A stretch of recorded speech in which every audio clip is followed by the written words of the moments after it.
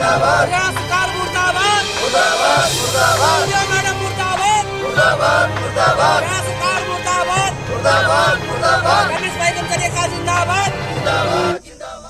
ग्रामीण सफाई कर्मचारी यूनियन हरियाणा की तरफ से आप हरियाणा के तमाम सफाई कर्मचारियों को मैं धन्यवाद देता हूं, बधाई देता हूं आप सबको कि 13 तारीख से लेके और आज 16 तारीख हो चुकी, अलग अलग ब्लॉकों के अंदर आप लोगों ने 3-3 दिन के धरने लगाए हैं और कल ये धरनों का आखिरी दिन होगा। हरियाणा के ज़्यादातर ब्लॉकों के अंदर ये धरने आयोजित हुए हैं और काफ़ी तपती गर्मी के अंदर आप सब साथियों ने इन धरनों में शामिल होके अपनी जो हकों की आवाज़ है उसके वो बुलंद की है। इसके लिए मैं पुनः आपको क्रांतिकारी बधाई देता हूँ। परंतु अगला सवाल ये है कि धरने हमने आयोजित कर लिए और ये धरने आयोजित होने के बाद हमारा अगला चरण क्या होगा आंदोलन का, इसके संबंध में कुछ चर्चा आपसे करना चाहते हैं। जैसा आपको मालूम है कि यूनियन ने पहले चरण में ये 3-3 दिन के ब्लॉक वाइज धरने तय किए थे जो कल पूरे हो जाएंगे और अगला जो चरण है हमारा, उस अगले चरण के अंदर 11 जुलाई से लेके 15 जुलाई तक पूरे प्रदेश के तमाम ज़िलों में एक दिन के ज़िला स्तर के प्रदर्शन डीसी के दफ्तर पे, डीडीपीओ के दफ्तर पे, पूरे हरियाणा के अंदर ये प्रदर्शन होंगे। इन प्रदर्शनों के माध्यम से हम हरियाणा सरकार से ये मांग कर रहे हैं कि हरियाणा में पिछले 1.5-2-2.5 साल से ग्रामीण सफाई कर्मचारियों का ईपीएफ और ईएसआई का पैसा काटा जा रहा है, लेकिन आज तक भी 80% से ज़्यादा सफाई कर्मचारियों के ईएसआई कार्ड नहीं बनाए गए।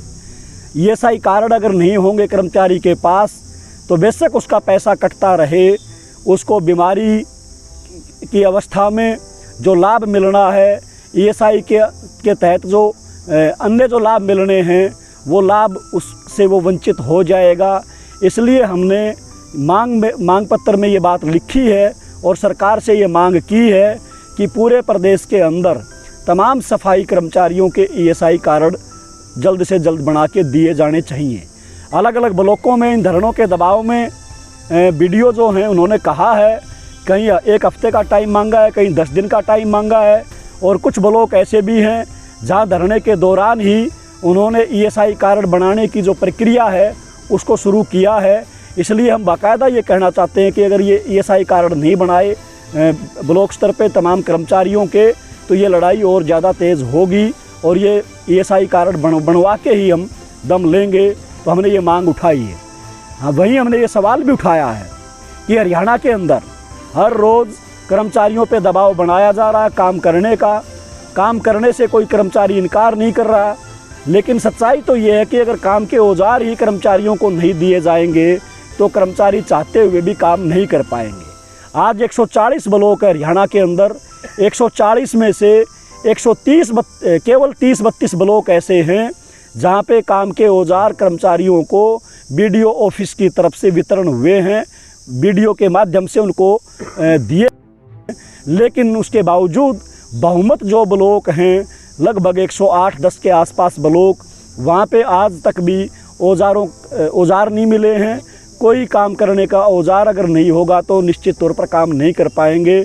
तो हमने ये मांग रखी है सरकार के सामने कि औजारों का वितरण वो पंचायतों के भरोसे छोड़ने की बजाय बीडीओ ऑफिस के माध्यम से उसका वितरण होना चाहिए। और उसका स्थायी समाधान तो ये है कि बीडीओ के दफ्तर के माध्यम से भी उसका वितरण करने की बजाय 500 रुपये महीना या साल के 6,000 रुपये औजारों का भत्ता तय कीजिए और वो भत्ता तय करके आप सीधा सफाई कर्मचारी के खाते के अंदर, जैसे वर्दी भत्ता आता है सालाना, वैसे उसका पैसा उसके खाते में भेज दो, ताकि वो सफाई कर्मचारी अपने आप को झाड़ू, कस्सी, तसड़ा जो भी उसको ख़रीदना है वो अपने आप ख़रीद लेगा और 3 साल में एक बार रेहड़ी जो है वो बीडीओ दफ्तर की तरफ से मुहैया करवा दी जाए। स्थायी समाधान यही है और तभी जाके बात बन सकती है। तो ये औजारों का वितरण का मसला है। वहीं हम ये सवाल अगला ये भी है कि आज अलग अलग ज़िलों के अंदर, ब्लॉकों के अंदर मतलब तनख्वाह लेने के लिए भी कर्मचारियों को दरी बिछानी पड़ रही है। बरवाड़ा ब्लॉक में, बरवाड़ा क्या पूरा हिसार जिला, मतलब 4 महीने हो चुके वेतन नहीं मिला। इसी ढंग से भिवानी का बहल ब्लॉक में 1 सप्ताह तक दरी बिछानी पड़ी बीडीओ दफ्तर के सामने, तब जाके उनकी 3-3 महीने की जो बकाया तनख्वाह थी वो मिल पाई है उनको। ये आज काम तो लिया जा रहा है, काम का दबाव बनाया जा रहा है, लेकिन समय पे वेतन नहीं दिया जा रहा। हरियाणा के मुख्यमंत्री ने ताड़ी बजवाई, वाही वाही लुटी इस नाम पे कि अगर 1 महीना लेट होगा वेतन तो अगले महीने 500 रुपये अतिरिक्त मिलेंगे। वो 500 रुपये अतिरिक्त मिलना तो दूर की बात है, आज जो 14,000 रुपये जिसमें कट पिट के 12,215 रुपये मिलता है कर्मचारी को, वो भी 4-4 महीने 3-3 महीने समय पर नहीं मिलता। और वो समय पर ना मिलने का मुख्य कारण एक ही है कि हरियाणा की सरकार ने बजट जो है वो अलॉट करने की जो प्रक्रिया अपनाई है 3 महीने में एक बार की, वो दोषपूर्ण है। जब 2020 में 21 में पूरे साल का बजट आया कर्मचारियों का वेतन आमतौर पे समय पे मिल जाया करता, तो आज क्या ऐसी नौबत आ गई कि 1 साल का देने की बजाय 3 महीने का दिया जा रहा है। इसलिए हम ये मांग कर रहे हैं कि 1 साल का बजट अलॉट किया जाए, वितरण किया जाए बीडीओ ऑफिसेज को, ब्लॉकों के अंदर, और प्रत्येक माह की 7 तारीख को कर्मचारियों को वेतन भुगतान हो। 1 महीना देरी होने पर सरकार की जो चिट्ठी है, आदेश है मुख्यमंत्री का, उसको लागू करते हुए अतिरिक्त 500 रुपये का भुगतान भी किया जाना चाहिए। ये मांग हमने उठाई। वहीं आज के दिन देखेंगे हम तो हमारे हरियाणा के समाज में कहावत है कि 12 साल बाद में कुर्डी की बावड़ा हुआ है, यानी उसकी किस्मत बदल जाए। लेकिन 15 साल हो चुके ग्रामीण सफाई कर्मचारियों को आज तक भी उनको पक्का नहीं किया गया, जबकि यूपी के अंदर आर्थिक दृष्टि से यूपी हमारे से कमज़ोर है। बेशक बड़ा है राज्य, लेकिन आर्थिक हिसाब से, खेती के लिहाज से, नौकरी पेशा की दृष्टि से वो हमारे से कमज़ोर है। हरियाणा सरकार नंबर 1 हरियाणा का दावा करती नहीं थकती, रोज़ाना दावा करती है, लेकिन उसके बावजूद यूपी में 2008 में 1,08,848 कर्मचारी गांव के अंदर लगाए सफाई कर्मचारी, उनको मानदेय पे नहीं रखा गया, उनको कॉन्ट्रैक्ट बेस पे नहीं रखा गया, उनको रेगुलर कर्मचारी का दर्जा दिया गया, रेगुलर कर्मचारी उनको भर्ती किया गया। लेकिन हरियाणा में उनसे 10 गुना कम है, 11,000 सफाई कर्मचारी हैं, और वो भी मानदेय पे हैं, वो भी कच्चे कर्मचारी के रूप में काम कर रहे हैं। इसलिए हमारी ये मांग है कि विधानसभा में कानून बनाया जाए, और विधानसभा में कानून बना के ग्रामीण सफाई कर्मचारियों को पक्के कर्मचारी का दर्जा मिलना चाहिए। वहीं हम ये भी कह रहे हैं कि जब तक पक्का होने की प्रक्रिया, उसमें 6 महीने लगे, साल लगे, 2 साल लगे, पक्का जब तक नहीं होते, वो प्रक्रिया जब तक आप पूरी करते हैं, तब तक कम से कम वेतन जो है उसके अंदर कोई भेदभाव किसी प्रकार का नहीं रहना चाहिए। एक समान वेतन सबके लिए हो। 24,000 रुपये मासिक वेतन तब तक दिया जाना चाहिए। महंगाई भत्ता प्रत्येक 6 माह में महंगाई बढ़ जाती है, पक्के कर्मचारी को महंगाई भत्ता मिलता है, महंगाई की जो मार है उसके ऊपर ना पड़े इसलिए तो ग्रामीण सफाई कर्मचारी को भी ये महंगाई भत्ता मिलना चाहिए। वहीं अभी हरियाणा के मुख्यमंत्री ने एक बयान दिया और कहा कि हरियाणा देश में स्वच्छता के अंदर नंबर 1 है, 1 नंबर पे है। देश की सरकार ने हरियाणा को मेडल दिया है स्वच्छता के नाम पे।